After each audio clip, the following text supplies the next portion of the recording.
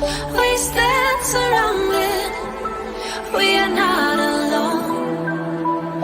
Within my reverie, there's holy light. Without a number, we stand and fight. And Lord, ignite, the world is cold. We stand surrounded, we are not alone. Within my reverie, there's holy light. Without a number, we stand and fight. Oh, oh, oh, we are not alone. Oh,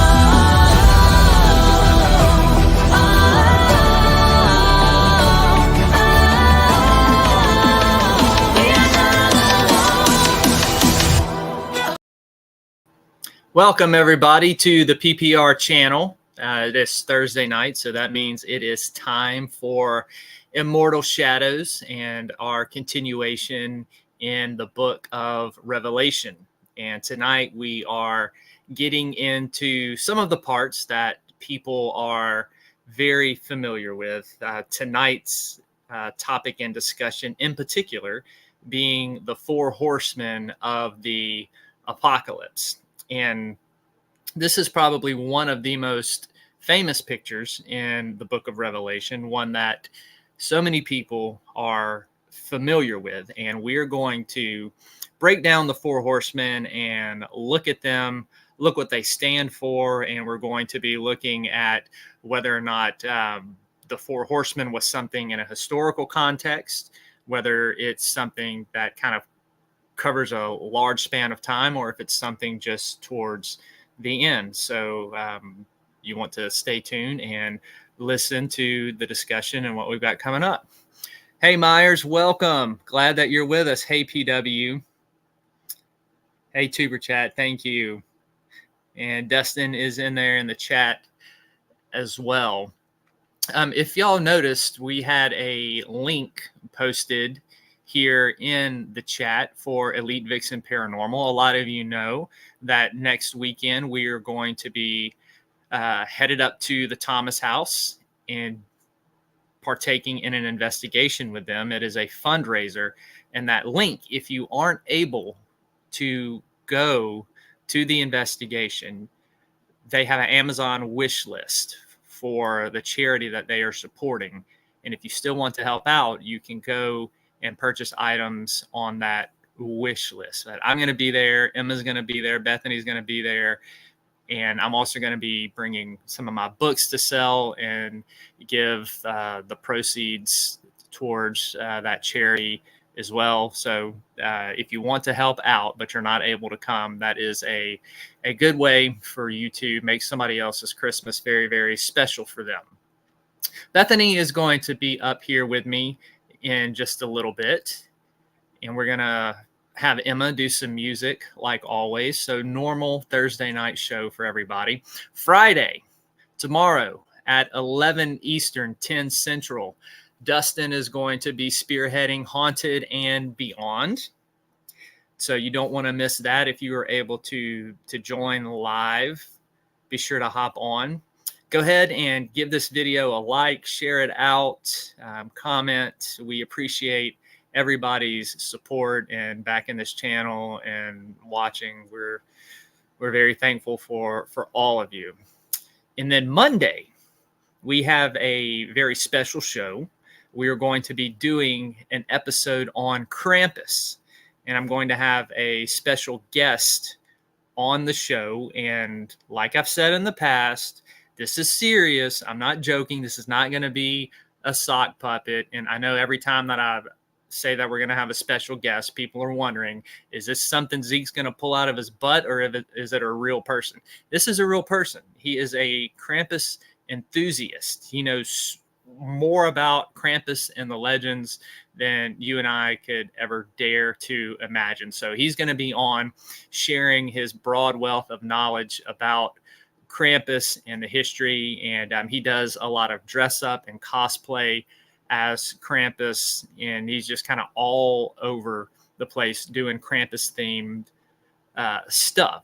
So you don't want to miss it. It's going to be a lot of fun having him on the show. So come out Monday. That's going to be at 7 Central, 8 Eastern, and you will get to learn some stuff about Krampus, the Christmas demon that you've probably never heard. And he's probably also going to correct some misconceptions that are out there about Krampus that have been portrayed in the culture. So we're going to have a fun time like we always do on the show with our guest. And then that whole next week, we'll be back to regularly scheduled programming with Southern Discomfort on Tuesdays and Immortal Shadows on Thursdays. I hop back here in the chat and let's see if I've missed anyone. FPW said, Krampus is my homie. Don't be naughty or he will punish you. Yeah, I'm a Krampus fan too, PW. Actually, Bethany got me, she's got me like a Krampus Christmas ornament, a Krampus tree skirt. She just recently, because she knows I love werewolves. Like werewolf, that's what any creature I could be. I would want to be a werewolf. It sums me up perfectly. So she got me a werewolf ornament that I've got hanging on the tree right now, along with all of our other stuff. And my Christmas tree is kind of like an amalgamation of things. Oh, look, here's Bethany right now. I'll bring her up. Hey, baby. Hey, what's up? Oh, I was just talking about our Krampus edition that we have, and I was telling them about the Krampus ornaments and tree skirts that you got me and the recent werewolf ornament that you got me. Well, you always said that you never got to decorate for Christmas the way you wanted to, and that was my gift to you. Well, I thank you so much for that. I was just telling them how my Christmas tree is like an amalgamation of stuff. We've got like some horror decorations and then like some pretty Christmas stuff. We got some black tinsel, some red, we got some flowers. So, Emma tries to keep it looking pretty. Yes. For me. No, for me. So yeah, our Christmas tree is definitely, you can see everybody in the family's personality somewhere in that tree. So it's really, really cool. So before we get started tonight, I wanted to share some stuff with y'all before we let Emma get up here. And, at this point in my life, Bethany, I sincerely think you were trying to poison me with the food that you try to feed me. I think she's got a plan. To be fair, if anybody has heard the show or heard the two of us or just watched you, I mean, would anybody really blame me? So show of hands in chat. Anybody. I get up this morning, right? And here comes little blonde Bethany Bell. She's like, hi, I made you something so good for breakfast. Here, do you want some? And then she shoves a plate of this in front of me. This is chocolate covered donuts stuffed with pork and beans. Now, Bethany, how did you come up with this idea? I would never do that. Although I would serve it to you and you would eat it. I've seen you eat stupid things. What inspired this combination? Don't ask me. I didn't make this. Where did you come up with this? I didn't make covered this. Donuts stuffed with pork and beans. I didn't do this. That is Now, disgusting. what happened is I didn't know that it was stuffed with pork and beans, right? I bit into it. And then that's kind of the aftermath right there when I found out. I didn't do that. And then it gets worse. She was like, oh, you do not like my donuts and pork and beans? I made you this. It's banana sushi. She hands me a bowl of this bananas with sardine heads in it. She's like, Oh, you there's must get your kales in it too, potassium. apparently. You must get your potassium and omega-3s. I mean, to be fair, it's like somebody took, and I did not do this, but it's like someone took a British breakfast and then combined it with American. I don't know. Hey, Bud Files, welcome to the chat. You're seeing a picture of what Bethany tried to poison me with. No, this I morning. did not. Yeah, what did you call this? A figment of your imagination? No. Nope. And so I go to write, right? I'm writing this afternoon, and there's a knock on my door, and it's Bethany again. And she's like, "Hi, Zeke. I know you must be getting hungry from all of your hard work. I brought you a snack." And this is what she set down in front of me: pickle stuff with gushers. Now, Dustin, what would you think of this? I mean, we've had this before that looks like there needs to be some circumcision going on. Okay, here. to be fair, to me, those look like cat turds. I would eat that though. The candy and that would be something I would eat. I would seriously eat that, the candy and the pickles. But I'm what one of about- those kids that I would drink pickle juice and olive brine. You're giving yourself away. You see why she, you made all of these concoctions. No, I didn't. Dustin and people, everybody in chat, would you eat a pickle stuffed with gushers? I would. I handed it back to her. I would eat it. Dustin said he would eat the fish banana first. Hey, RPI, welcome to the chat. He would eat the fish. Okay, that's just stupid logic. You would eat fish banana over gushers and pickles. I didn't say that. It's not that Dustin bad. No, I am talking to Dustin. That's irrational logic. That doesn't even make sense. At least the sour pickle and the gushers, the sour gushers would at least complement each other somewhat. That banana sardine thing, ugh. So I kicked her out of my room and said, "Leave me alone, Blondie." And then I get a text a little while later saying that she made some popsicles for after dinner tonight. And this is the picture of what she sent me and said that she was going to make. And the text said, "I have some extra cans of clam chowder I do not know what to do with." And this is what she made. Now, I know up north, I don't know if this is a thing because I'm a Southern boy, but I know up north, Bethany, y'all like your chowder and clam and all that. But where in the wild, wild world of sports do you get the idea of making it into a popsicle?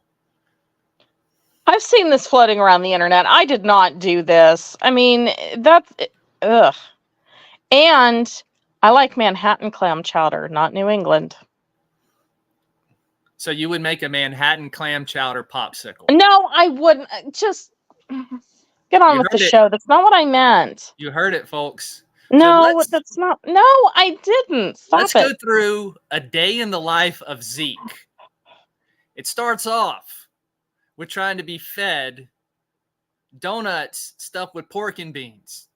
I think that would be something you would make. Ugh. Then we graduate to sardine heads and bananas slices. Then I get offered a pickle gusher. And then I'm shown what I have to look forward to after dinner. I don't do this. I would never All- serve any of this. All in a day's work. All in a day's work, folks. There you have it. Besides that, if I were trying to poison you, I would at least try to put the poison in something edible that I know you'd eat. I got to go through some of these comments in here.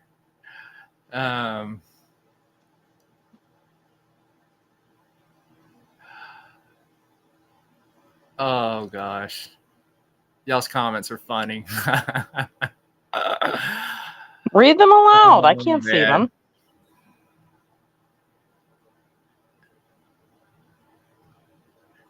I don't know if I can say one of Dustin's.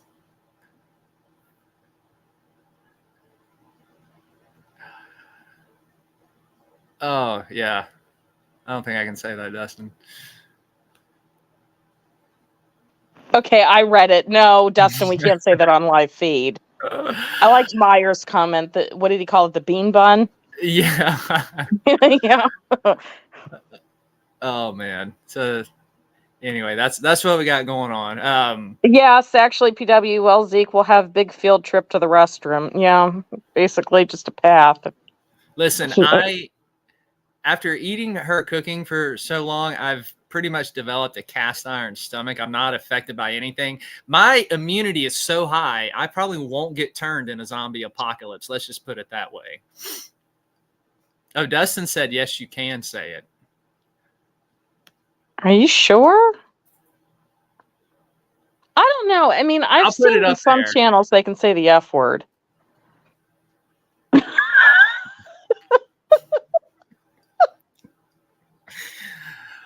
Oh, man. God, Dustin. Uh, Ah. switching gears a little bit. Wanted to share with y'all, this is the new Southern Discomfort coming out for December, a kaiju for Christmas. If y'all remember, I had Lisa Vasquez on a few weeks ago. She's the one who made this cover for me. This one is a blend of a creature feature, Godzilla style, with some maddening religious and Lovecraftian horror. And for those of you who have been watching the show on Tuesday night, we've been talking a little bit about Lovecraft and the Necronomicon, and we're going to get into some more of the 13 gates of the Necronomicon on Tuesday night. But this will be available December 7th for only 50 cents. And I've had people wonder why some Southern Discomforts are 50 cents and some are 99 cents. It all has to do with the length of the story. Anything that's usually 6,000 or 7,000 words or more, like 6,000 to 13,000 words, is going to be around 99 cents. Anything less than that is 50 cents. So this is a shorter one, but it is well worth your time. This one was a lot of fun to write because I like writing crazy people. The main character in this is nuts, or is he? You'll have to decide. But that's the latest one coming out.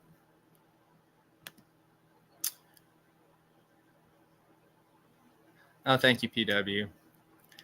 Yeah, Dustin said that it's he got to read it. I sent him a copy of it. He said it's twisted as hell, and it is. PW said congratulations, thank you.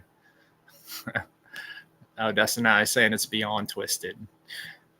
Yeah. Now, talking about trigger warnings, let me just say this: a lot of these stories, some of them are, some of them aren't. Some of them are extreme horror stories, which will contain a lot more violence than the other ones. But just know that it's being published on a site called Godless.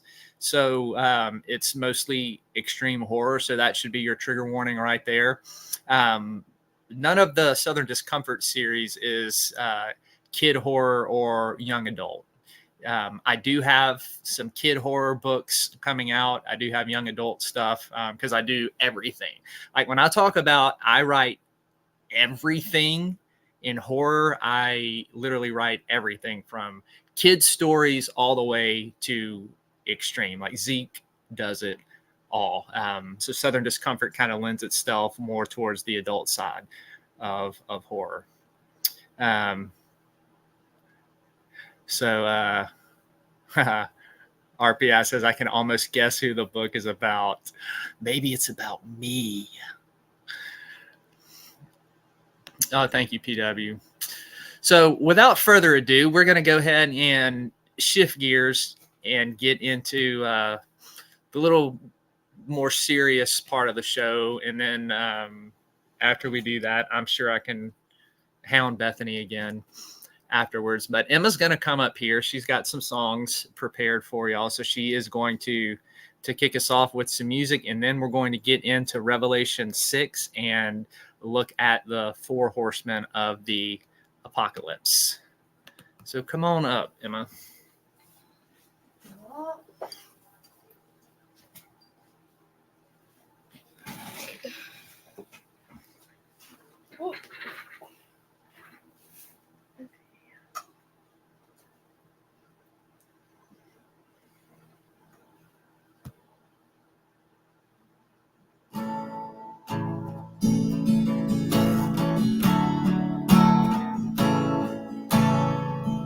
I love you, Lord,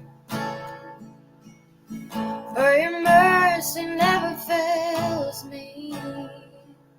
All my days I've been held in your hands.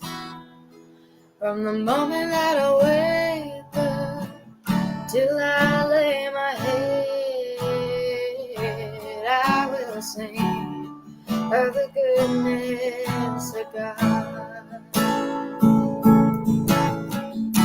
'Cause all my life you have been faithful.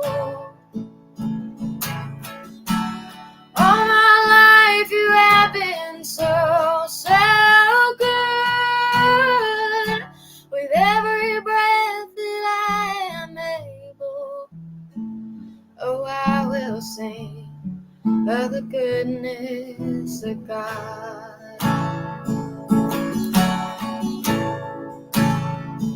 I love your voice. You led me through the fire in darkest night. You're close like no other. I've known you as a father, known you as a friend, and I have lived in the goodness of God. 'Cause all my life you have been faithful. All my life you have been so, so good.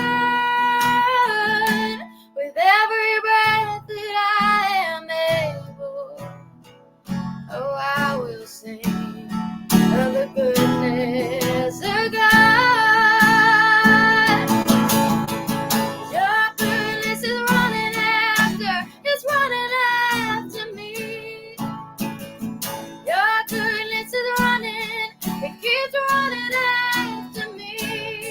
With my life laid down, surrender now, I give you everything.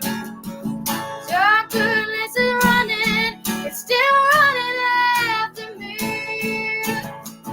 Your goodness is running after, it's running after me. Your goodness is running, it's still running after me. With my life laid down, surrender now, I give you everything. Your goodness is running, it keeps running after me.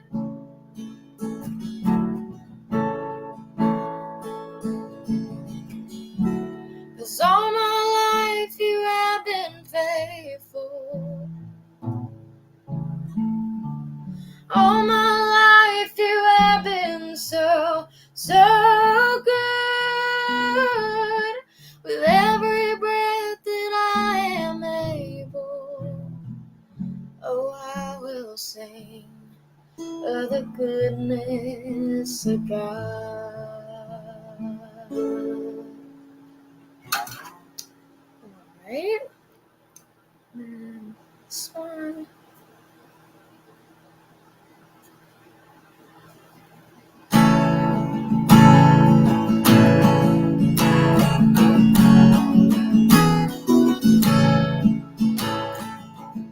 Who am I that the highest king would welcome me? I was lost, but he brought me in. Oh, his love for me. always love for me. Through the sunsets free, always free indeed. I'm a child of God, yes I am.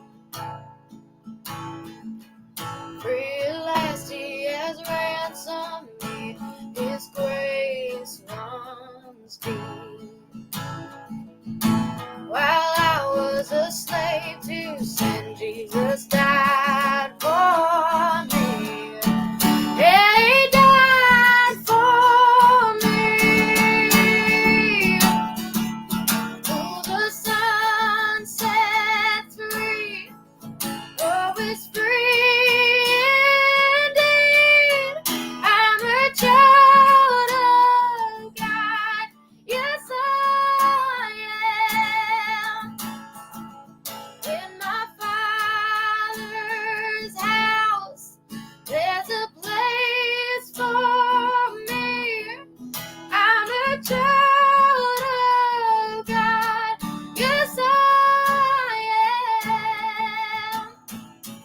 I am chosen, not forsaken. I am who you say I am. You are for me, not against me. I am who you say I am. Oh, I am who you say I am. Oh, the sun sets free, always free indeed. I'm a child of God, yes I am. In my Father's house, there's a place for me. I'm a child of God, yes I am. In my Father's house, there's a place for me. I'm a child of God, yes I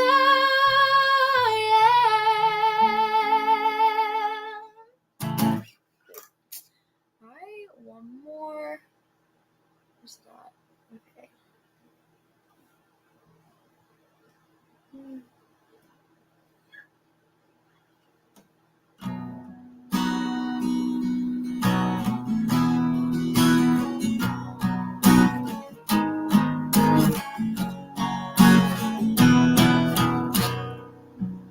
Let the King of my heart be the mountain where I run, the fountain I drink from. Oh, He is my song.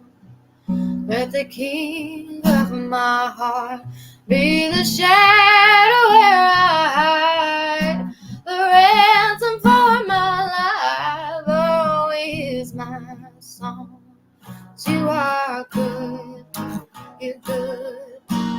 Oh, you are good, you're good. Oh, you are good, you're good. Oh, you are good, you're good. Oh, let the King of my heart be the wind inside my sails, the anchor in the waves. Oh, is my song. Let the King of my heart be the fire inside my veins, the echo of my days. Oh, is my song. You are good, you're good. Oh, you are good, you're good. Oh, you are good, you're good. Oh, you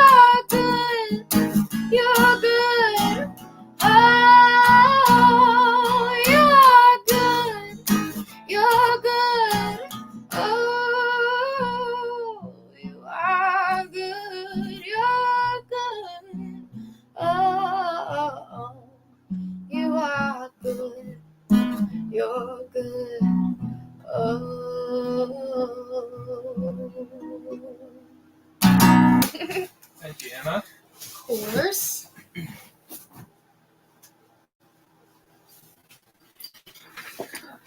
I'll be back for a bonus song. All right. You got lots of comments, Emma. Oh, yay. So, yeah, thank y'all for encouraging Emma. It means a lot to her. So we're going to go ahead and get into Revelation chapter 6 in the Four Horsemen of the Apocalypse. Now, a couple things before we start off this chapter. It all connects to the throne room vision that we looked at over the past couple weeks. You have God on his throne over chaos, over evil, over suffering. Last week, we looked at the Lamb who was slain with the 7 horns and the 7 eyes being a picture of Christ, and he was the one worthy to open the scroll. And he comes and he takes this scroll from God and with the 7 seals on it. And these opening of the 7 seals is what we are getting into. This is the heart of the vision of this book. And the opening of these 7 seals is going to lead to the 7 trumpets, the 7 bowls, and everything up to the second coming. But let's take a minute here and talk about some bad ideas that are circulating out there about this whole, what they call it in scholarly circles is eschatology. And that's just a fancy word meaning doctrine of the last things or doctrine of the end times. Now, if you've been keeping up with this series, we've been looking at several places in the book of Revelation that explain that this idea of the end times and the tribulation are not a future thing, that these started and happened with the death and resurrection of Jesus. That when he died and rose again, this inaugurated the last days. This inaugurated the tribulation period. And so in essence, we have been living in the last days, in the tribulation period, since the death and resurrection of Christ. And these visions that are being portrayed here are showing this all-encompassing reach of things that are happening on the earth in John's day and our day, and that will continue until the second coming of Christ. So this idea that, well, you know, we don't have to worry about Jesus coming back yet. There's supposed to be a 7-year tribulation. There's supposed to be an antichrist, then the second coming. This is not what the New Testament teaches. In reality, if we were to really take the time and go through eschatology, what we would see is that all of these signs that Jesus talks about that needed to be fulfilled, they have been fulfilled. Right? All of these seals have been opened. The trumpets have been blown. The bowls have been poured out. And it's this continuous thing that is happening. The only thing left to happen is for the return of Christ. And then people say, well, what about the Antichrist? Doesn't he have to come? Now, that is another issue of eschatology. And there are a lot of scholars out there that believe that the Antichrist is symbolic. And we'll see this when we get into the beast coming out of the sea and of the earth. I think this is symbolic of a world system, of a false religious system that pretends to be Christianity as well. And a lot of scholars believe that when, especially John in his letter, when he talks about the Antichrist, it refers to this spirit of rebellion against Christ that is already at work in the world. And so when we look at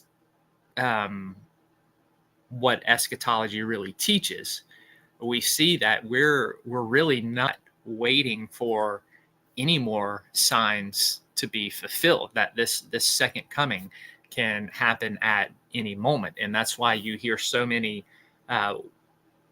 warnings in the scripture, not warnings, but encouragements to say, be ready, be ready, be ready, be ready.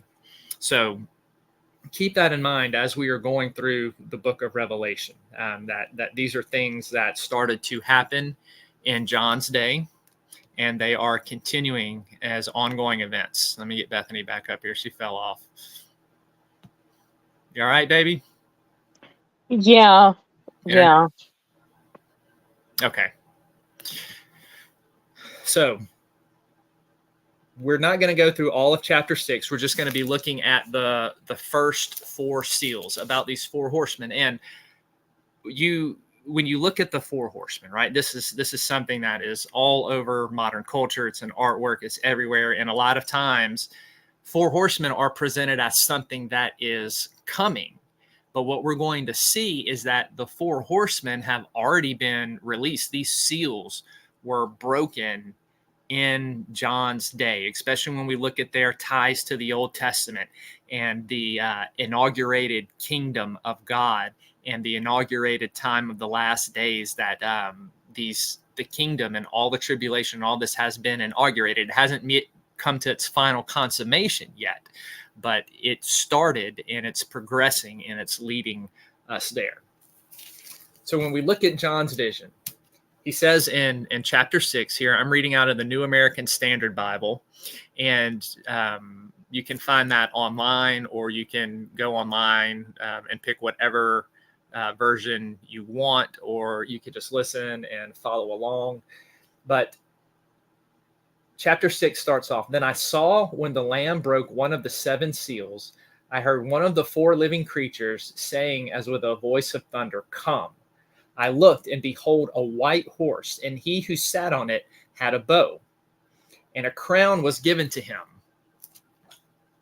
And he went out conquering and to conquer. When he broke the 2nd seal, I heard the 2nd living creature saying, 'Come.' And another, a red horse, went out, and to him who sat on it was granted to take peace from the earth, and that men would slay one another, and a great sword was given to him. When he broke the 3rd seal, I heard the 3rd living creature say, 'Come.' I looked, and behold, a black horse, and he who sat on it had a pair of scales in his hand. And I heard something like a voice in the center of the 4 living creatures saying, 'A quart of wheat for a denarius, and 3 quarts of barley for a denarius, and do not damage the oil and the wine.' When the Lamb broke the 4th seal, I heard the voice of the 4th living creature saying, 'Come.' I looked, and behold, a pale horse, or an ashen horse, some translations say. And he who sat on its name was Death, and Hades was following with him. Authority was given to them over a fourth of the earth, to kill with the sword and with famine and with pestilence and by the wild beast of the earth." Now, when you first read through this, you can see how all of these 4 horsemen are connected. And this is kind of one of the things that is overlooked, right? You have the first horse, this white horse that comes out as a conqueror, and all of these are wound together, like conquering, war, pestilence, famine, death. All of these are intricately connected. So the 4 horsemen, it's not a sequential event. It's sequential in the vision, but the way that this vision is laid out and the symbolism, it all meshes together, like war and conquering leads to pestilence, famine, and death. And so it's all mixed in together with it. And the main message that we see with the 4 horsemen is that Jesus, the Lamb, he uses these heavenly forces to inflict trials on people throughout the church age. And these trials are a double-edged sword. It is for purification of the faithful, and it is for judgment on the wicked. And this is the connection here. We're going to talk a little bit more about this at the end, because we see that it's the Lamb giving these people, God giving these things authority to go do it. And the question comes up is, how can a good, just, and loving God allow such things to happen? Not even much allow it. The language is much stronger in the book of Revelation. He's actually giving them authority to do things. So that's a question we're going to address here at the the end. And this picture here with the lamb and these seals, it's meant to show that Christ is ruling over all of the chaos and suffering that is going on in the world. And this is meant to be a picture of comfort, that the evil and the suffering isn't haphazard. It's not going to win. It's perfectly under God's domain, and it doesn't occur indiscriminately. It's not haphazard. He's in control, and he's using it for a purpose, and he's going to do away with it in the end. That's what the whole vision of the New Jerusalem is. And if you go back to the lesson we did on the throne room vision about the sea around the throne, and the sea representing chaos and evil and God's authority over it. And then when you go into the latter chapters of Revelation with the New Jerusalem, there is no more sea after the second coming, because Jesus has done away with all of the evil and all of the suffering and all of death. He cast the beast, the false prophet, the dragon, and death and Hades into the lake of fire, totally vanquishing all evil. There's also lots of Old Testament visions here. John draws off of Zechariah and Ezekiel chapter 14. I'm not going to dive too deep into that. I'm trying to make this a little bit more simplistic. This book is a very difficult book to understand, so I don't want us to get lost in a whole bunch of the nitty gritty, because it's easy to do, because all of these things do play a part. But suffice to know is that John is drawing this imagery of the four horsemen from Zechariah, and this idea of the plagues of conquering the sword and famine and death. He's getting that from Ezekiel chapter 14. So John is very steeped in Old Testament image, and what this does, it just shows the consistency of thought in apocalyptic literature, even going from Old Testament to New Testament. So let's talk a little bit here about this first horseman.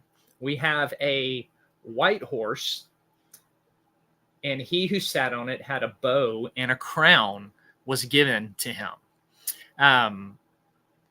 There are some scholars that think that this is a representation of Christ, because Christ conquered death, right? This is one of the things we see all throughout this vision.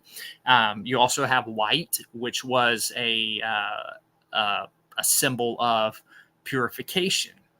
However, the majority of scholars dismiss that view, and they say that this horseman, like the others, they are malevolent spirit. They are entities bent upon destruction. Now, these four horsemen, they're not literal horsemen. Remember, everything in Revelation is symbolic. So what this is showing, he's drawing off of Zechariah's imagery. And in Zechariah, these horsemen, it was a group of horsemen. It's a symbol given to Israel that they're going to be judged, and the nations are going to be judged. And John is translating that same type of judgment redemption imagery here. So it's imagery. There's not four literal horsemen. These represent the spirits that are behind letting these things loose upon the world. But there are scholars who say that there's just so much in this that shows that this is a malevolent type of entity. And they talk about the language here of conquering, that it's used elsewhere when we go in the book of Revelation, and it talks about how the beast oppresses and conquers the saints. And that's one thing that they will point out. They also point out that in Zechariah chapter 1 and 6, the horses are identified together. I said that the same nature, one of judgment and of a malevolent entity. And John's bringing that same imagery over. Revelation 12 through 13, when we get into those chapters, they are going to portray Satan and his minions as deceiving by imitating Christ's appearances. And so a lot of scholars say that this imagery of the crown and the white, it is deception. And Jesus talks about this in the Gospels when he gives this discourse about the end time. It's found in Matthew, Mark, and Luke. He talks about deception. He talks about famines. He talks about earthquakes and tribulations. So scholars see this as this is just John's version of that discourse, and it fits very, very well. If you go back and you read, I believe it's Luke 21. That's a good place to start with that discourse. You're going to see Jesus talking about these same things: deception, war, pestilence, earthquakes, famines that will be ongoing until the end. And these prophecies about false Christ and false Messiah who will come to mislead. And this was happening in Jesus's day, and it goes on. And we see when we looked at the letter of the churches, these people were being led astray by a false prophet who they said had a Jezebel spirit. If you remember, in our letters to the churches, one of the churches, they had a prophetess there that was leading people astray. And so the deception that comes. So this white horse, right? And with all of these imagery, it's not just physical things. It's also representative of spiritual warfare. So this white horse coming to conquer God's people and destroy them through war, pestilence, and famine. It also has a spiritual aspect. It wants to destroy them to make them lose their faith, because the whole point of Revelation is to overcome like Jesus overcame and endure to the end through the suffering. So the suffering has it's a double-sided coin. It's meant to purify the faithful and to judge the wicked all at the same time. So that's kind of what we are seeing here with this first horse, with this first horseman in the white and the conquering. Here it is a demonic agent of judgment. So that's kind of all we'll say about the first one. Just know that the crown and the white represents kind of like a false picture of Christ, and it brings war and deception. And I said again, all of these are interwoven and connected. It's almost like bookends. You have the first horse that summarizes everything that the four horsemen and the seals are. And then you have the last horse, death, which kind of summarizes all what's going to happen with the four horsemen and the rest of the breaking of the seals. So he gets into this second horse. It says, when he broke the second seal, I heard the second living creature saying, "Come." And another red horse went out to him who sat on it, and was granted to take peace from the earth, and that men would slay one another, and a great sword was given to him. So here we have this idea of warfare. When the Greek text of Revelation uses this word slay, it is the same word that is used elsewhere to describe the martyrs in the book who are being slain. So a lot of scholars see this as this is a definite idea of persecution upon the church. Now, here in America, we have pretty much no persecution. We have religious freedom, and anybody who says that Christians are severely persecuted in America is stupid. We don't undergo persecution. Nothing even remotely close to what they went through in the book of Revelation. Nothing even remotely close that people go through in other countries for their faith. So this idea of this deep kind of suffering is really foreign to our mind here in America.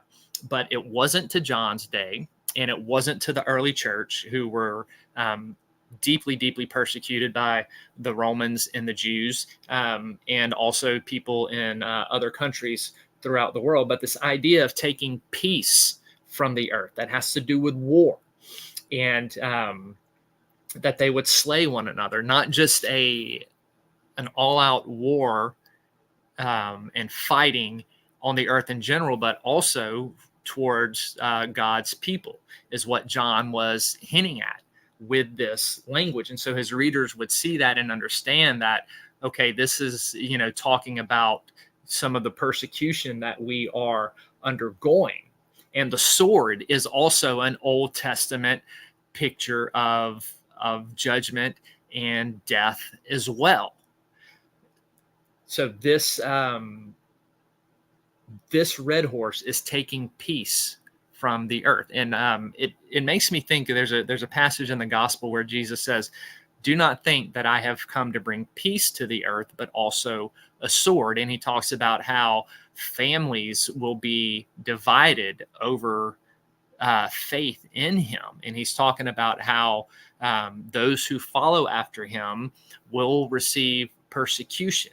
And again, this is foreign in a lot of ways to us, especially those of us on this channel who, we don't bash each other for our different views and our different faiths. So really kind of getting into this mindset may be a little bit difficult for the modern readers who have never really experienced. The most we've probably ever experienced is maybe I would call rejection. But not persecution to the extent that the early church went through. The next rider, the third seal. When he broke the third seal, I heard the third living creature say, "Come." I looked, and behold, a black horse, and he who sat on it had a pair of scales in his hand. And I heard something like a voice in the center of the four living creatures saying, "A quart of wheat for a denarius, and 3 quarts of barley for a denarius. And do not damage the oil and the wine." So here we have famine.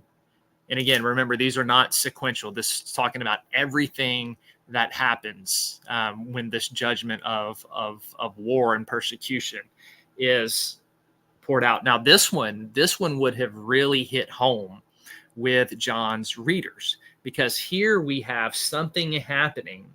We have like this famine going. So there's this major inflation. And scholars say here that this is only about 1/16 of what they really needed. So in essence, that this is overpriced by like 16 times. And so food was going to be hard to come by, especially those in John's day. If you remember back to the 7 churches, what they had, all of these trade guilds, and what were the Christians scared of? They were scared of losing their finances and their food and their way to afford to feed their family if they didn't participate in all of the idol worship with the trade guilds. So you had some of them going off and participating in all of the idolatrous worship in order that they could still be prosperous financially. And so this hits of that aspect of what John had already been talking about, that persecution, famine. Food was going to be scarce. The prices were going to go up. It would be hard to come by. Even more so for those in the first century church who would not participate in the trade guilds whatsoever. So this speaks to, and all of this speaks to those things that we've already looked at earlier in the book. And then we get to the last seal. The fourth seal, and the last of the horsemen. The Lamb broke the fourth seal, and I heard the voice of 4 living creatures saying, "Come." I looked, and behold, an ashen horse, and he who had it was the name Death, and Hades was following with him. Authority was given to them over 1/4 of the earth, to kill with the sword, and with famine, and with pestilence, and by the wild beast of the earth. So again, here, this 4th horseman seems to be a summary of all the other horsemen, right? Pestilence, war, all of these things are followed up, and the result of them is death. But notice how it's very limited. It only says a fourth of the earth. So this means that this type of suffering and persecution is not poured out upon all people at all times. It's in pockets. Here is the idea. Now, but John adds something to this. He adds here sword, famine, pestilence, and with wild beast. This takes us back to Ezekiel chapter 14. This fourfold judgment is mentioned in there about the judgments of God that were going to overtake unrepentant Israel during that time. And it was sword, famine, pestilence, and beast. So John is drawing again from this imagery, and it just means that there's going to be this all-encompassing type of thing on every side that was going to bring this type of persecution and death. And notice here that death, Hades, follows with him. Now, if you go back to what we've talked about earlier and you look at some of the visions earlier in this book, we see that Jesus has the key to Hades and death. And then, as I mentioned in the book, further along down towards the end, we're going to see Hades and death thrown into the lake of fire. So the idea here is that, yes, Hades and death is spreading, but it is under the rule and the authority of the Lamb. So all of these four horsemen, conquering, and then death, war, famine, pestilence, everything is together, but it's only towards a fourth of the earth. And these things, right, have already started to happen. And this was happening in John's day. And the picture in unveiling it and stepping behind the scenes is to show that God has authority over these things, that it is not running rampant, that it is under his control. So this now brings up the question of, and this has been debated throughout the centuries, of how does God relate to evil and suffering? And a lot of people will say that, God just kind of step backs and permits it. He's kind of passive with it.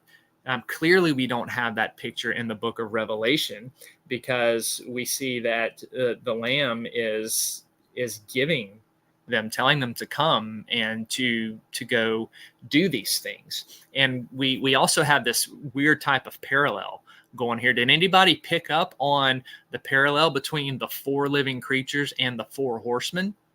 There's something to that. The four living creatures we talked about representing the completeness of creation, worshiping God.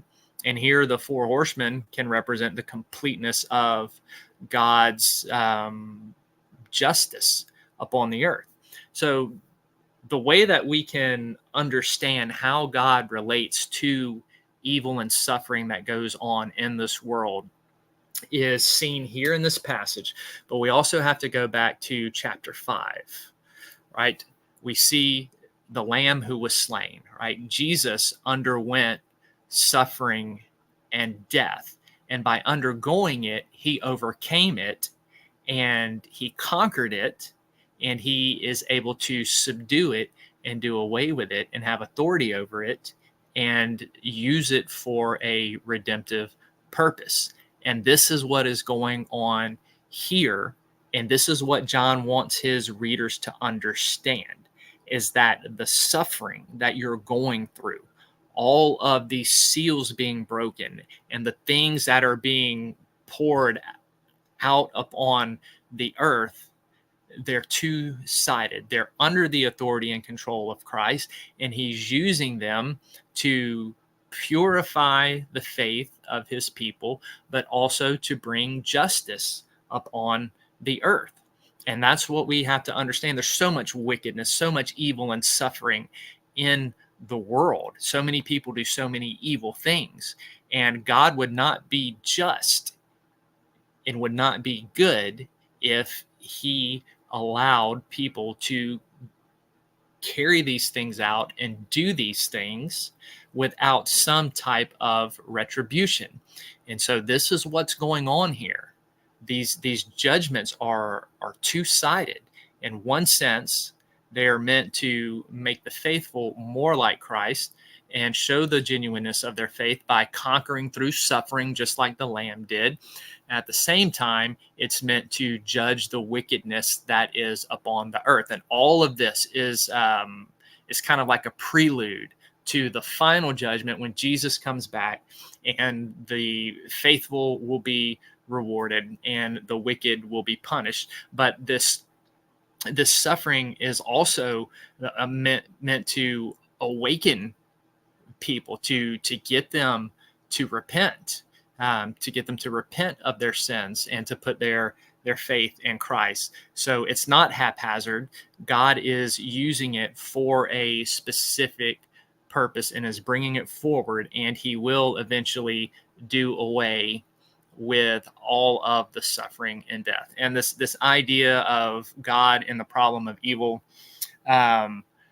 goes much deeper than this, and it's a huge theological thing. It's one that I have been studying, one of my favorite areas of study.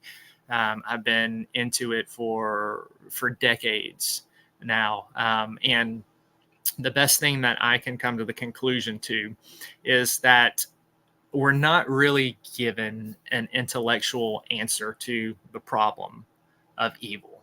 Well, why is it here? People have speculated, philosophers have debated it. Why is it here? Why is it allowed? Why is it ongoing? Even if we had a why answer, that would not take away the pain and the heartache that it causes. Rather, God's answer to the problem of evil was an incarnational one. He sent Jesus into a world of suffering and evil. Jesus suffered. He bore sins. He rose again from the grave. He is able to comfort us in our tribulation and promise us a victory in the end over it. So his answer was not an intellectual one. It was an incarnational one. It was a practical one to help us endure and overcome until the end. And it was also a powerful one in which he conquered evil, suffering, and death, and will throw it all into the lake of fire and be done away with it. So that day is coming when he will put an end to all evil and suffering and will comfort his people in that day and wipe away every tear from their eye, and it will all be an afterthought. So that is just a very, very basic cursory reading of the Four Horsemen. It goes a lot deeper than this, but what I try to do is just pull out some of these main points and highlight them to help you get an understanding of them and how they are portrayed in this book, and what the purpose is of these visions. So I hope this was helpful. We're gonna next week we'll get into more of the breaking of the seals, and we'll look at the fifth seal and the sixth seal, and we may get through like what happens here is in when we get towards the end of the seals, there's this big interlude and there's all kinds of things happening before we ever get to the trumpets. So we will work our way through that. I'm gonna bring Bethany back up here. I'm gonna get to the chat. I know I've missed some people who came in while I was talking. I see we got Dennis and John. Thank you all for being here. I greatly appreciate it. PW, thank you for putting all this stuff in chat. Crossover, I see you in there too. I think I said hey to everybody. All right, Bethany, any questions, comments? Anybody in chat? Any comments? Anything maybe I said that wasn't understandable or you would like for me to highlight or explain more. Now is the time to ask away, because once I shift gears, and if something breaks out here, funny and joking, y'all know I'm not going to be able to go back. So while I'm serious, Zeke, now is the time to ask any type of serious question.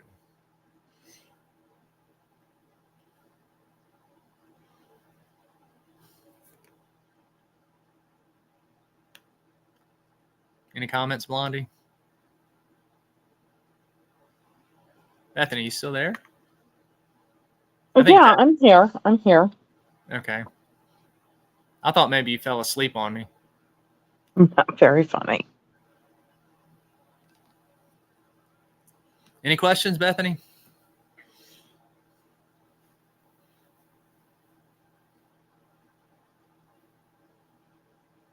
No.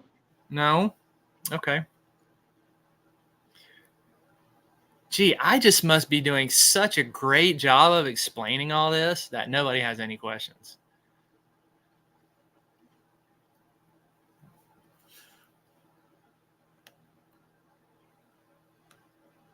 That's what I'm going to. All right. Okay. Now I've got a question. Okay. All right. Okay. Based on everything you've just read, how do cult leaders take everything that you've just read and what PW has put in the chat? How do they twist it to their followers?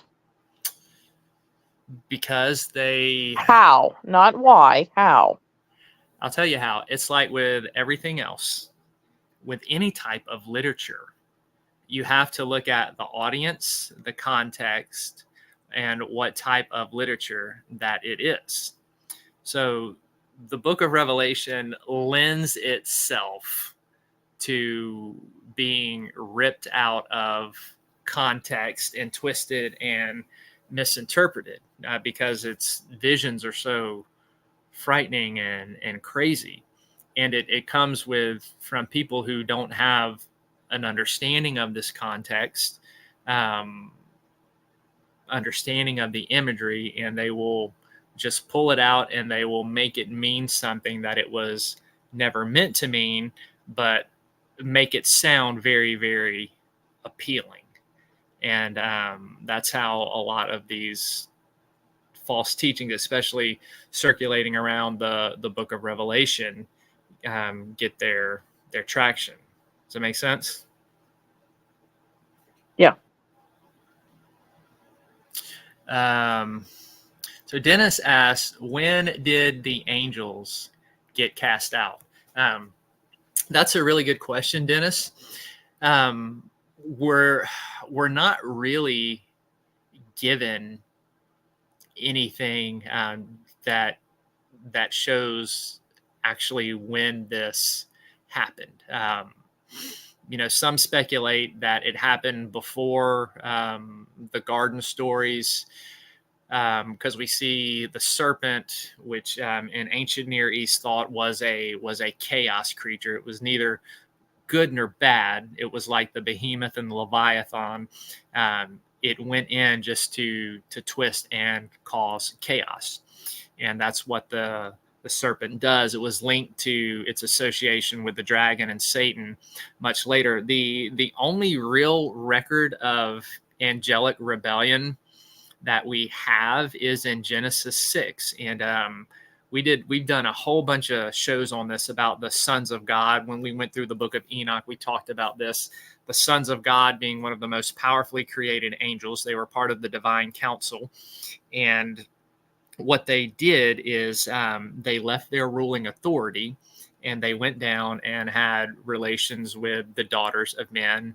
And you had the legends born of the Nephilim and the mighty men and the giants and all of this stuff. And then the book of Enoch talks about the judgment upon these angels that did this. And they were locked away in chains in Tartarus. Jude quotes from Enoch about that. 2 Peter quotes from Enoch. But yes, Dennis, they did exist before man. They absolutely did. We're not really given a day when they were created. But for all intents and purposes, the assumption of the Old and New Testament seems to be that well, yes, there is an example that we can see that they were before creation. So if we go back to Genesis chapter 1, and we're reading the creation mythology story from the Hebrews, and it says that God says, let us make man in our own image. This is not, as scholars previously thought, it's not a divine plural meant to address the majesty of God, but like other ancient Near East texts, the main God had a divine council with him that was full of lesser supernatural beings. And so here, even in the creation story, we see God addressing the divine council, saying, let us make man in our own image. We've done shows on the divine council before on the channel. It may be good at some point to do another one, because those were a while ago. But a lot of people say that Satan, as we know him now, a lot of scholars believe he was actually part of that divine council and was part of that fall and rebellion. And we're going to get to a section in the book of Revelation where it talks about how the dragon and a third of the stars are cast out of heaven. But when we look at that in the context, this is not referring to before creation. This is referring to what happened at the cross with the death and resurrection of Jesus, where Satan and his fallen angels and his demons lost their authority and they are cast out. So that passage in Revelation doesn't have to do with an angelic rebellion before creation. It has to do with what happened with Satan and the demons and the fallen angels losing their authority after the death and resurrection with Christ's death. And yes, Dennis, the serpent was there in the garden with Adam and Eve. He is, like I said, he is the chaos creature that is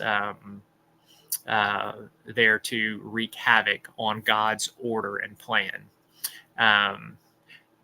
Dennis, a lot of people do that us passage. They do believe it is definitely a Trinity, and that was the majority view for a long time.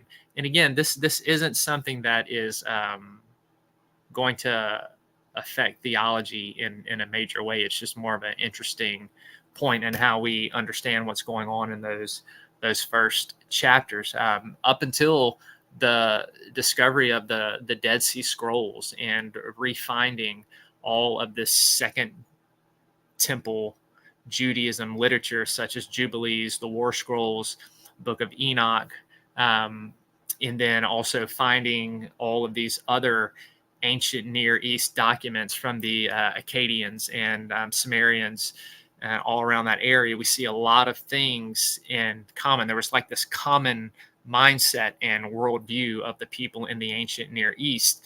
And one of those common viewpoints was the main God had a divine council with him. And you can see this all throughout the Old Testament when it refers to the book of Job with the sons of God meeting together.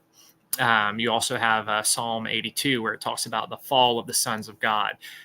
You have in the Pentateuch, in the writings of Moses, in Numbers, Deuteronomy, where you have the sons of God who were ruling over the nations. The Watchers in the book of Daniel, these were the sons of God. And so seeing how it fits in an ancient Near East mindset is what has led a lot of Old Testament scholars today to see that kind of divine counsel imagery in those first passages of Genesis. But it's all just a completely fascinating line of study. This whole creation mythology that the ancients had is really, really interesting. And also how the Hebrews take theirs and they turn a lot of it on its head to teach and inspire truth about who the one true God is. So they take a lot of this imagery, they take a lot of the creation stories of the day and use some of the same elements, but totally transform the theology of it. So it's a completely fascinating study as well, Dennis. So Dennis, thank you for bringing up those questions. That was really good. I definitely appreciate it. I lost Bethany again. Some good books. I'll throw this out there for you, Dennis, and anybody else who's interested in those early chapters of Genesis and kind of some of the modern discoveries and what they're finding about it. If you look up a scholar by the name of John Walton, JohnWalton, he's one of the leading scholars in a lot of this Hebrew and ancient Near East study of the Old Testament. He's got books about the lost world of Adam and Eve, the lost world of Genesis 1, the lost world of the flood. And he explains some of the stuff through an ancient Near East context that just when you read it, it's like, aha, man, this makes so much more sense. And it just, it tends to open things up a little bit more, and kind of unveils a little bit of the mystery and the unfamiliarity around some of these ancient texts. So thank you, Dennis, for bringing that up, for sure. And we're gonna get more into Satan as we get into the book of Revelation. He's going to come into play. So that will definitely bring up some more discussion about that. We'll see demons in this book. This book is absolutely chock full of the paranormal, and you can see that just in the opening pages. You've got visions going on. You've got angels. You've got these living creatures that are a mixture of cherubim and seraphim. You've got these spiritual entities of the Four Horsemen. We're going to see other demonic spirits that are mentioned out in this book as well, and a lot more angels. So this book is just chock full of the paranormal and supernatural. Yes, Dennis, John Walton, you spelt it right.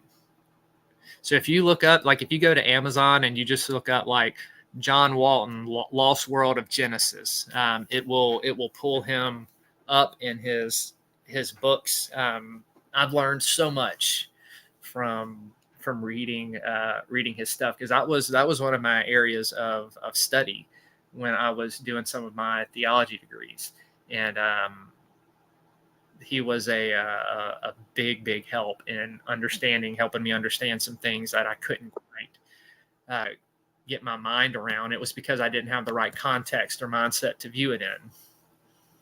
You're back, Blondie. Yay.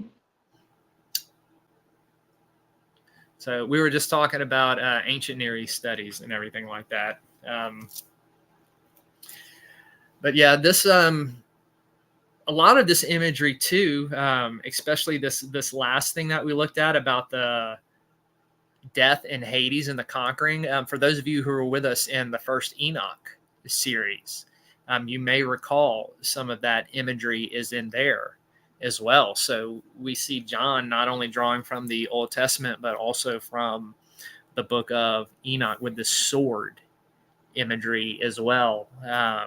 So it's John doesn't get credit that he deserves, right? Paul is usually the one who gets the credit of being the Old Testament scholar, and rightfully so, because Paul was a Pharisee, so his knowledge of the Old Testament was just off the charts.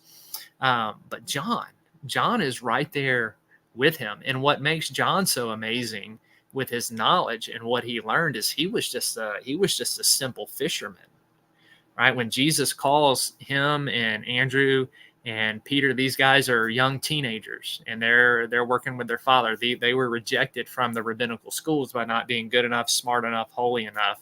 And Jesus comes along and says, hey, y'all come follow me, which in the tradition of the rabbi, if you told somebody to come follow you, that meant, hey, you can come be like me. And so Jesus went after the rejects. And he takes this young fisherman, John, and you look through his Gospels in the book of Revelation, and his understanding of the Old Testament is just off the charts. It's absolutely amazing. And so John himself proves that you don't need a theological degree to be intelligent and understand this stuff, because John was on it, matched only, maybe exceeded a little bit by Paul. So anyway, I just wanted to throw that out there.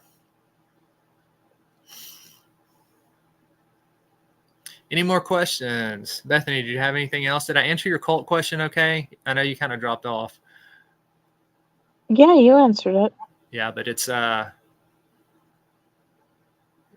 just a lot of people with not an understanding of this take it and twist it and pull it out of context and make it mean something. They use a lot of fear mongering too, or this idea that they have some kind of special insight that nobody else has.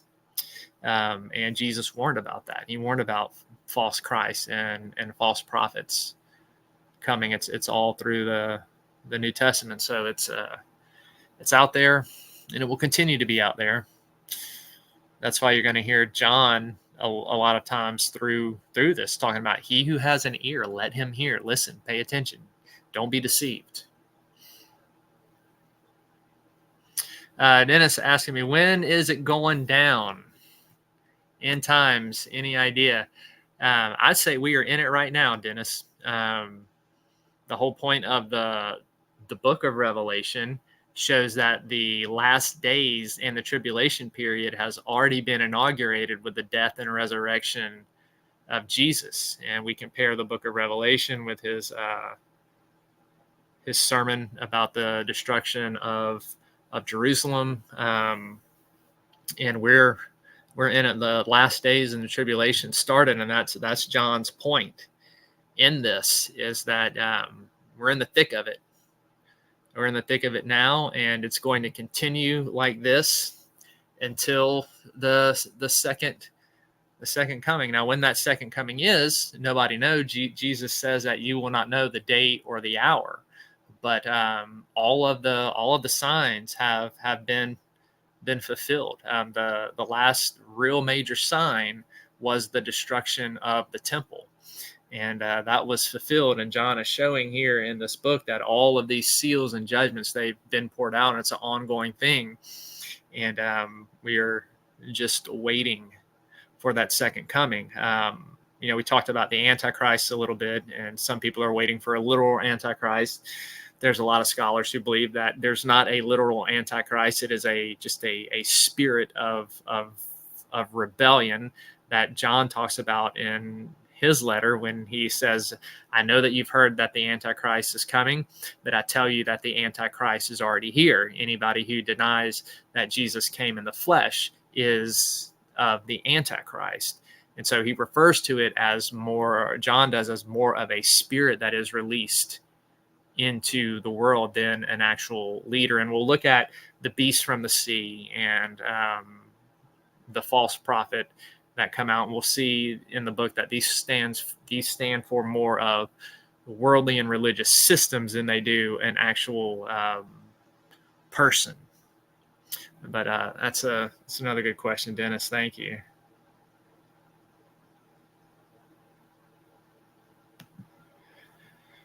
Oh, Bethany, Dustin sent me a picture.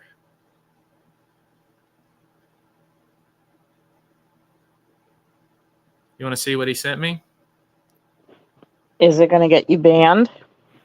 No. Go for it. This this looks like this is either, and Dustin tell me, and I agree, Dustin, this is either fish pie or fish homemade bread. Fish pie. It's fish pie. Oh, you would know. You made something like that. No, didn't you? I didn't. It's a very British dish.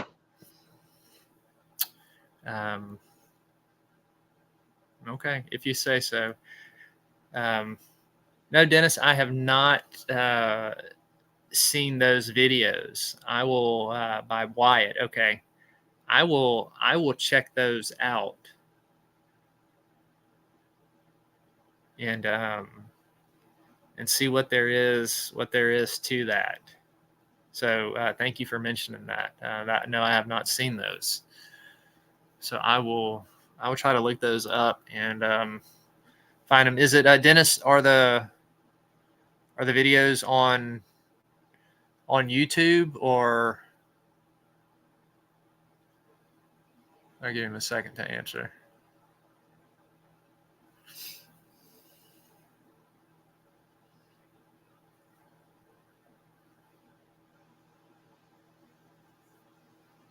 Or do I just need to do a Google search? So, Bethany, you have made bread with fish heads. I haven't. You knew what it was. All right, so let me ask you this. Uh-huh. So, based on everything you read and what PW typed in, I mean, what is your personal feeling? Do you feel that it is just a vision, just a metaphor?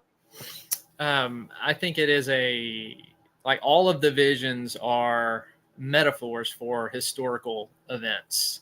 It's symbolism. So the Four Horsemen and what John is saying here, these seals have been broken. That's what we see. The Lamb has already broken these seals. So the Four Horsemen have already been running rampant. That spirit behind all of this since the death and resurrection of Jesus. But the point of the Lamb breaking the seals and all of this is to show that all of this is under his authority and under his control. And it's not haphazard. That all of the suffering on the earth is he's got it under his control, and it's not going to win out. He's using it in a redemptive way to sanctify and purify the faith of his people, while also judging the wickedness that is upon the earth. And it's also meant to kind of be a precursor to the day of judgment, where God will do away with evil. He will take his redeemed, put him in the New Jerusalem, and do the final judgment of the wicked. And so that's the point I've been trying to make in all this, is that this isn't for a future time period, that this is going on now, and it's been going on since John's day, since the death and resurrection of Christ. Those seals have been opened. Now we will see the seals also, even though there's some that have been opened, like the seals and the trumpets and the bowl judgments, all end with the final coming of Christ, which goes to show that these things are all operative now until the very end, when Jesus comes back, and that will be when all of these things will reach their conclusion.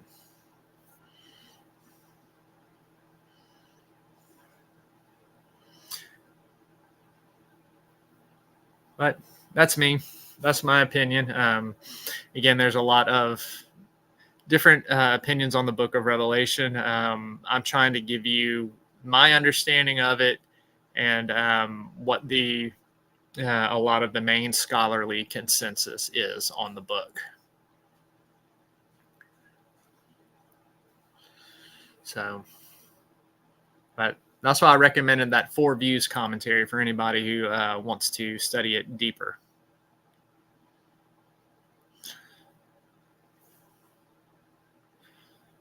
So,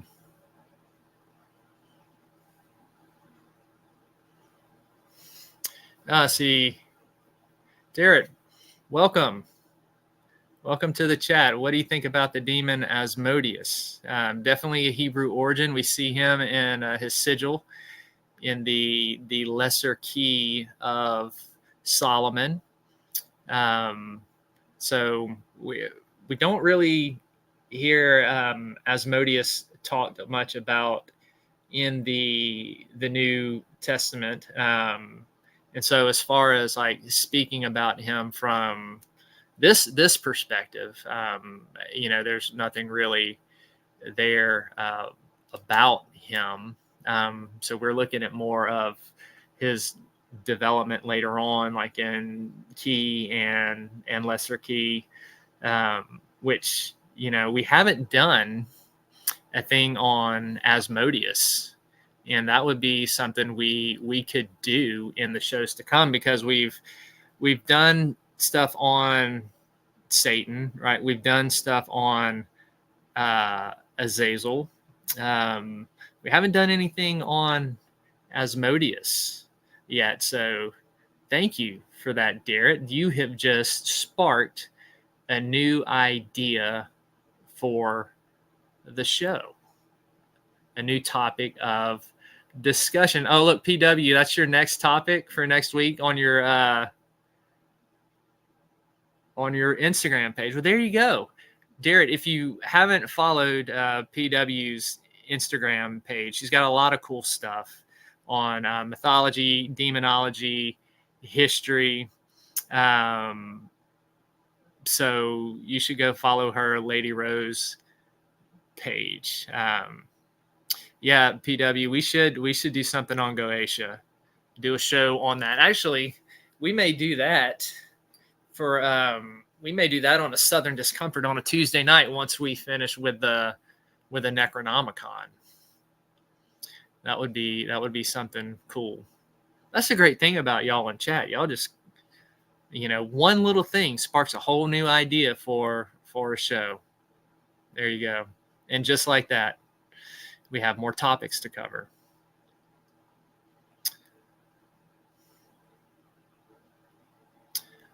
Blondie,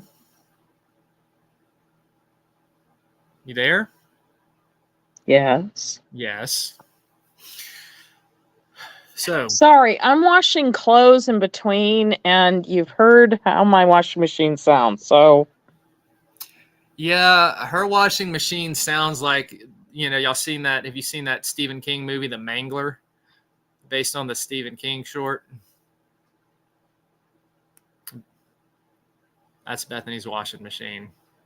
I hate that thing. It's the bane of my existence. Oh man. No, thank you everybody tonight. Great questions, great discussions in the chat. So thank y'all for coming in and hanging out with us. Definitely appreciate it. We'll be back tomorrow. Y'all come try to stop by at 11 Eastern. Dustin's going to be spearheading Haunted and Beyond. I'll be up there with him. Bethany, you might be able to be there just a little late. Just a tad late, but I'll be there. Okay. You'll be there. So y'all come out, and we'll all hang out together again tomorrow. And you never know. You never know what's going to happen on this channel. You never know where the discussions are going to go. It keeps it fun and interesting. And you never know what Bethany is going to try to feed me next to poison me. More like whatever god-awful stuff you're going to come up with in your own mind. I'm sorry, the donut bean thing, that's something you would do because you're like, oh, I want to see how it tastes. And then you're like, this really tastes awful. But you know what? I'm going to lie and tell everybody that you served it to me. You did serve it to me. No, I didn't. There's a picture of it right there. Yeah. Again, that's something you would do. You would scoop out the frosted cream-filled middle and then put in baked beans because you're an idiot. She's serving that plate and I bit into it thinking I was gonna have this, wonderful cream filling, and then I get a mouthful of pork and beans, and my taste buds kind of seized up. They didn't know what was happening. I think actually some of them died of shock.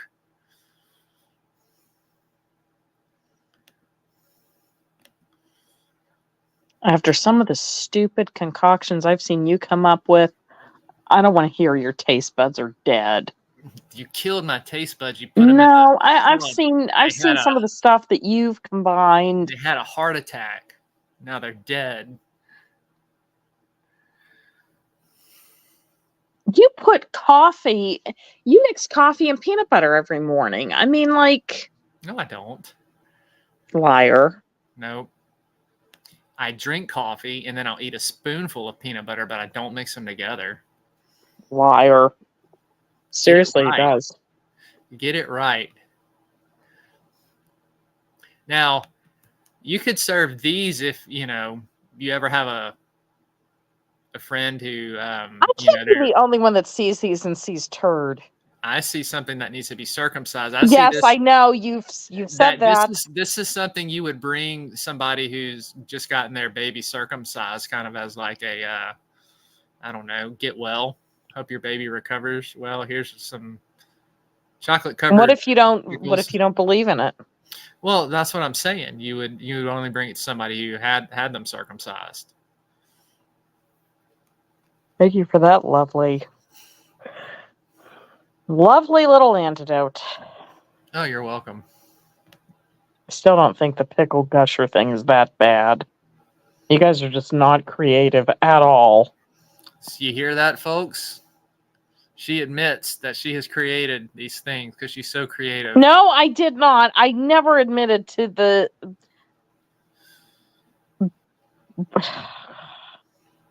sardana. There, I'm calling it that. The sardana salad. Yeah, that's what you called it when you served it to me. See, she's got names for all these, folks. I can't win. You see, she's admitted it. No, I named didn't. it. You just twist everything that I say. She named it, and she claimed it. Sardine heads. I can't win with you. And bananas. I can't win with you. I deny it, and then you're like, you're just denying it. You claimed it. You will twist it. And then if I'm like, you know what? I give up. Fine. Whatever you say, you're like, see, you admit it. Well, yeah, you did. Let's put this one up there for old time's sake. That's disgusting. That's what she served at Thanksgiving. I seriously want to know what if someone did this on purpose to like gross their friends out or something, or if they really actually thought this would be tasty. I'm going with the latter. Somebody thought that it would be good, just like you thought this was a good idea. No, I didn't. And this was a good idea. You know what? You're the one that cooked hamburger in the crock pot. Yeah, that's just kind of like a miscalculation. That's a mess up. This is all intentional. That's disgusting. I'm not that bad of a cook. This is intentional. This is intentional blasphemy. This is like food blasphemy. That's more like somebody had a very weird craving. Either they were sick or pregnant. So you ate these when you were pregnant? No, I didn't. Is that where you got the recipe from? No, I told you I would eat pickles, hot sauce, and vanilla ice cream. Ugh. Pickles. Again, that's not that bad. Okay. Actually, when I was pregnant, the one thing that I did crave, I used to take a bag of Cheetos and I would crush them into dust. And then I would take a whole pickle and then just like dunk it into the crumbs. It was good. Next thing you know, Bethany's going to be eating her Cheetos like cereal. She's going to have a bowl of Cheetos and pour milk all over them. That would be pickle juice. And no, I'm not pregnant anymore, so no. Well, then why are you still trying to make all this stuff for me? I'm not pregnant. I don't eat that way. I don't eat that stuff.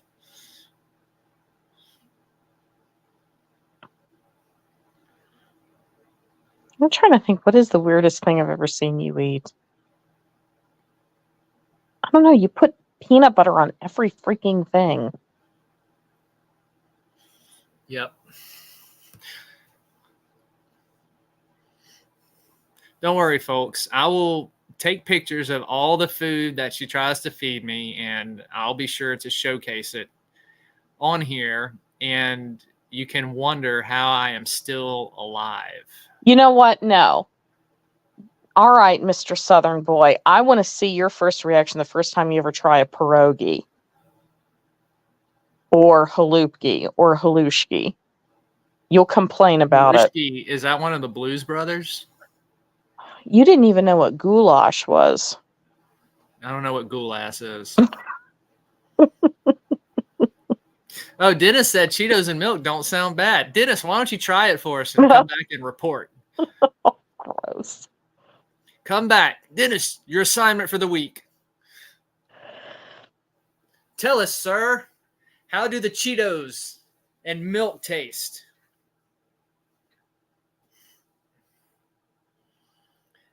We'll wait to hear back. Wasn't it one of the kids that served you chicken that wasn't cooked all the way? I don't know. They've served me all kinds of stuff over the years. That's what I think everybody's trying to poison me.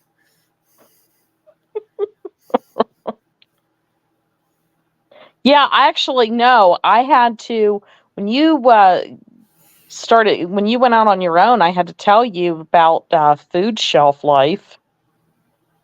Yeah, and you also told me the way to bake bacon was to cook it for 2 hours on. No, I said 15, 20 minutes at 425. That's it.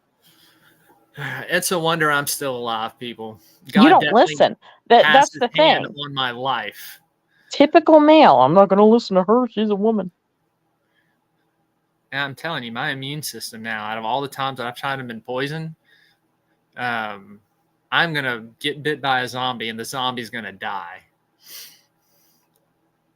You're going to get a taste of my blood that has built up super immunities from Bethany's food, and I'm going to survive. It's not that bad. So, we're going to go ahead and wrap it up for tonight. Thank you, everybody, for hanging out with us, and all the good questions and chat and the great discussion. Thank y'all. Thank y'all so much for the support, and be sure to come back on Friday, tomorrow, 10 Central, 11 Eastern for Haunted and Beyond. Justin will be spearheading that. Then we'll be back Monday evening, 7 Central, 8 Eastern, our very special live stream on Krampus. We're going to have a Krampus scholar and enthusiast here that's going to be telling us all about him and all about Krampus and the stuff that he does, and give us some really cool stories and historical stuff on the Christmas demon, stuff that you might not have heard, stuff that you might have heard, or some stuff that is misunderstood about the Christmas demon. And he also may mention a couple of other Christmas monsters. He told me he might bring those up as well and give us a little education on those. So y'all are in for a big treat. Oh man, I'm still reading some of y'all's chat. Y'all make it so much more fun. Thank y'all. And then we will be back Tuesday. We're going to be doing more on the Necronomicon. We're going to start getting into the 13 gates. And Thursday of next week, we'll be back in the book of Revelation, looking at some more of the opening of the seals. And I won't make my seal joke that I did the other night because Bethany did not think it was funny. It wasn't. That was pathetic. It's like the worst of the dad jokes. It was a grandpa joke. It is. And like, I'm so proud of it that I made a joke that is probably the worst joke ever. It was so bad. It And wasn't I'm even proud of funny. myself for that. It was like the ultimate eye roll. Dustin's telling me to do it. So what I said the other night is we'll be talking about the 7 seals. And I said that seals on a letter, not the seals on a beach that go, "Ur, ur, ur, ur, ur." And Bethany did not think that. It's not funny. It's awful. You never know. Somebody could come in, they could jump into the show and they hear me say 7 seals and they're going to be like, what in the world is Zeke talking about seals for? This isn't a nature show. It's a paranormal show. Yes, but you make this the most Ned Flanders kind of jokes that are so tongue-in-cheek, adorable, and annoying. Mm-hmm. Absolutely. All right. Dennis has posed a deep and profound question for us. What do you get when you cross a brown chicken with a brown cow? Tell us, Dennis. What do we get?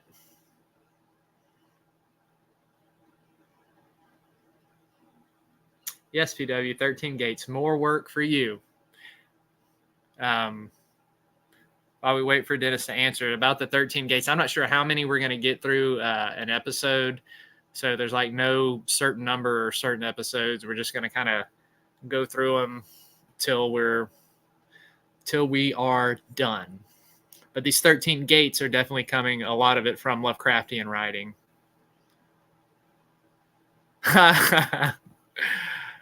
Brow chicka brow cow.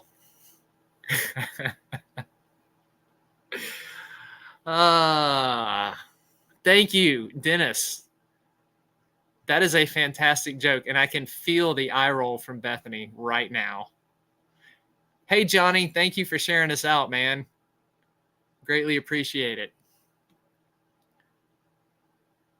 Bethany, do you have no comment about Dennis's fabulous joke?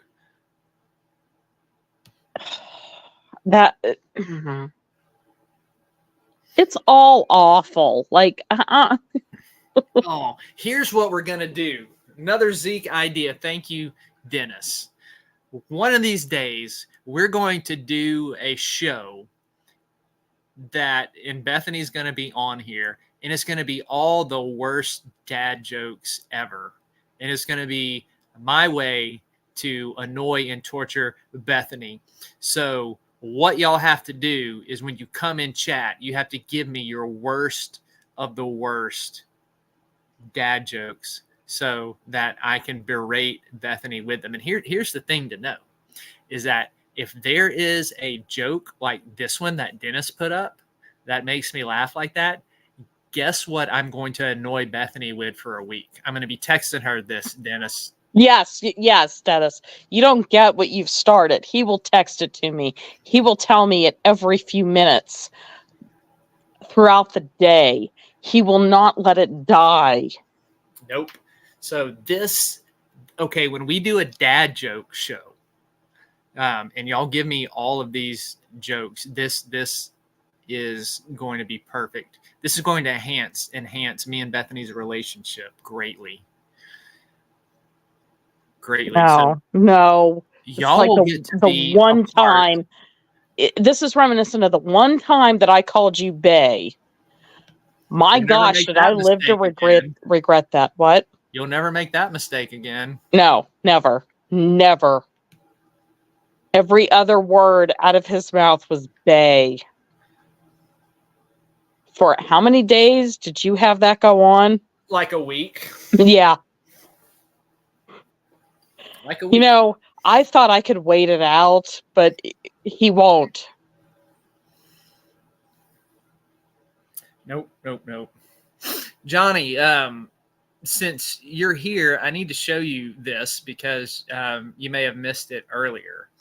But this, I took a picture of what Bethany tried to serve me this morning. I did not make that. I didn't. Pork and bean filled donuts. Now, No, I didn't. I didn't make that. Johnny, this is something you could do on your show, but like stuff it with peppers. You could have a donut filled pepper. Not the pork and beans. It was nasty. My taste buds did not know what to do. Some of them actually went into shock and died.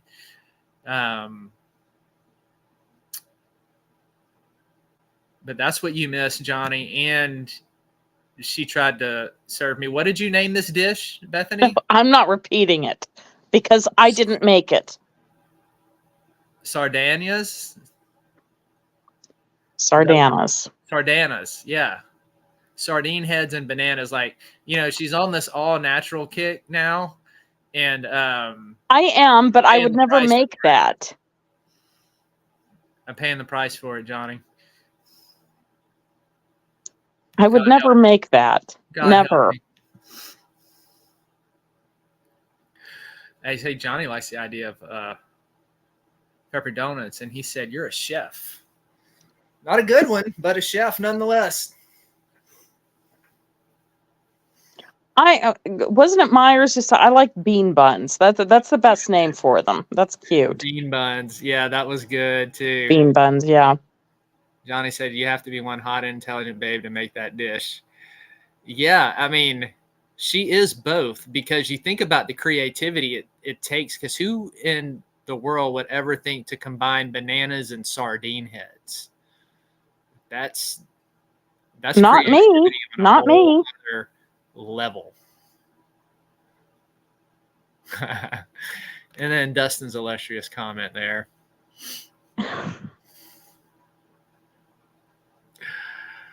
Oh man. Oh yeah, John. Elvis would. Didn't Elvis eat like peanut butter sandwiches? Yeah, peanut butter and bacon sandwiches. Peanut butter and bacon.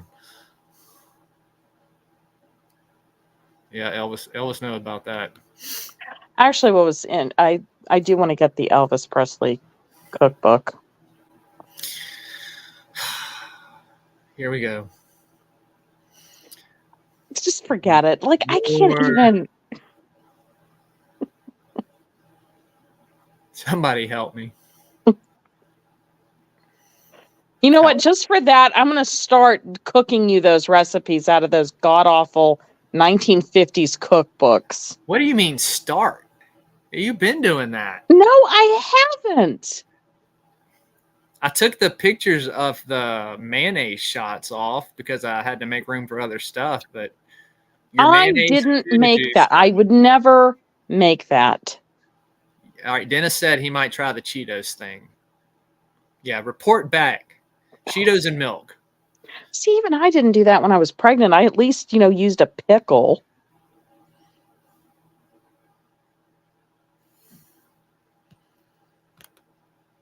So like of course, this? Or this? Those look okay. See, I would eat that. I still would. Like,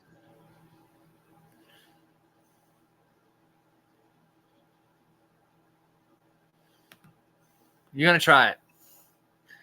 Go buy some Gushers and cut open a pickle. Stuff them in there and eat it for us. You ought to do it. You ought to do it on live feed. I will. That's what I'll start doing. Good. I'll start taking these dishes that you make, and I don't make them. I'll try them on live feed. Instead of sending them back or throwing them in the trash, I will subject myself to the torture of eating Burnett Beth's creative recipes online. Now, you know what? Okay, and here's the funny thing, people. Before me, the way he had lived did not understand that food has a shelf life, that it does not have an indefinite number in the back of the refrigerator. Well, that was not entirely your fault. mm-hmm. So, constant food poisoning. Yeah. I survived, and again, it helped God was preparing me because it built my immunity up to endure your food. You're on thin ice, pal. I'm always on thin ice. I just might as well just jump in the river. Go for it. Mm-hmm. I'll throw you in.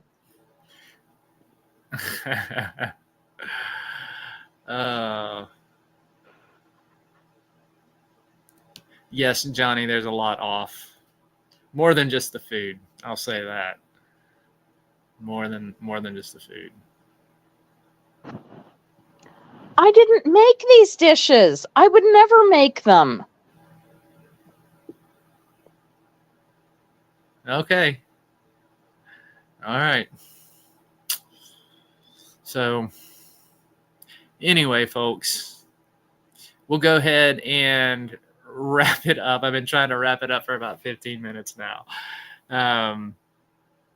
So be sure, again, come join us tomorrow at 10 Central, 11 Eastern, when Dustin's going to be live. And then come join us Monday evening at 7 Central, 8 Eastern for our Krampus show. I hope y'all enjoyed the teaching tonight on Revelation and the Four Horsemen. I hope you learned something new. Thank y'all for hanging out with us and having fun. Thank y'all for supporting Emma and her singing. Thank you for supporting the channel and being in chat and liking and sharing this out. It means the world to us. Thank y'all for supporting Dustin and Tanya and Vickie as well. The whole PPR family. We love y'all and thank you so much for the support. We're going to go ahead and play our inspirational video, and we hope to see y'all back on Friday. And those of you who can't make it on Friday, be sure to rewatch and join us on a Monday evening. You want to say good night, Bethany? Good night, everybody. Sweet dreams.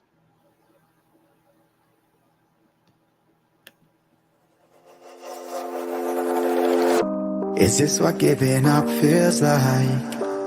I don't know, I don't know. Tell me, have I lost my mind? Nowhere to go, so far from home. Is this what giving up feels like?